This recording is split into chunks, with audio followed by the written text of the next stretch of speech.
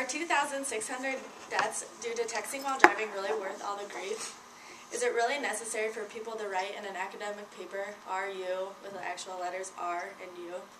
Is it really vital that someone tells one of their friends who is sitting right next to them to text them about what they are going to tell them earlier that day? It is very obvious that texting has changed the way people communicate just over the past few years. It is becoming more popular and more common among all ages of people.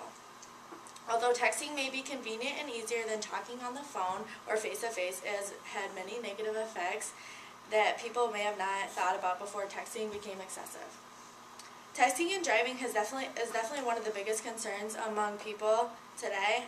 Texting and driving is killing nearly 2,600 people each year and injuring about 330,000 each year. Texting while driving is about 6 times more likely to result in an accident than driving while intoxicated. Luckily, there was a law put in place July 1st, 2010, saying that text messaging is banned from all drivers and prohibits teens with restricted license from using cell phones altogether behind the wheel. Some argue that they have cell phones for emergency use only, but not everyone is using them in a way to keep everyone else safe on the road or for just emergency uses. There are also other ways to be safe in a car besides having a cell phone at hand.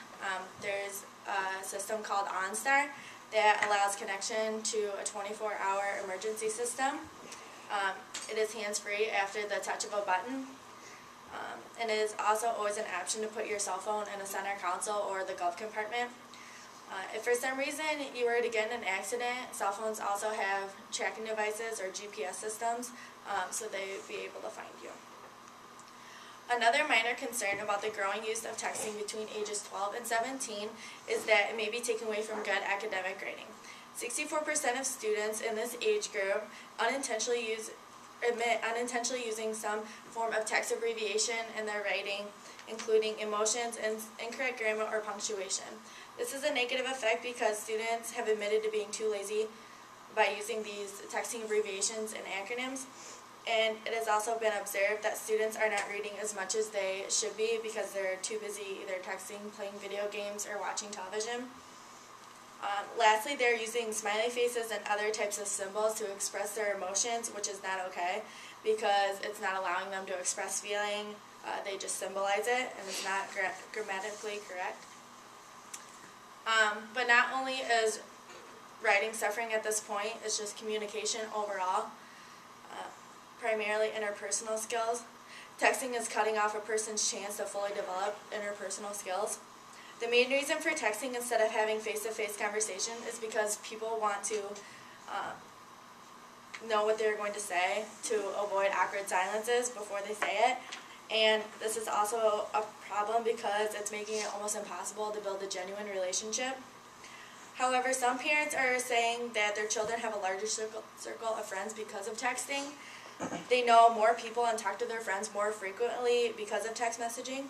Some parents say that they don't mind as long as they have friends. Psychiatrists say that hanging out and talking helps teens build skills that reduce this social anxiety. When they are given more time to sit around and talk with their peers, it builds these interpersonal skills that need to be developed.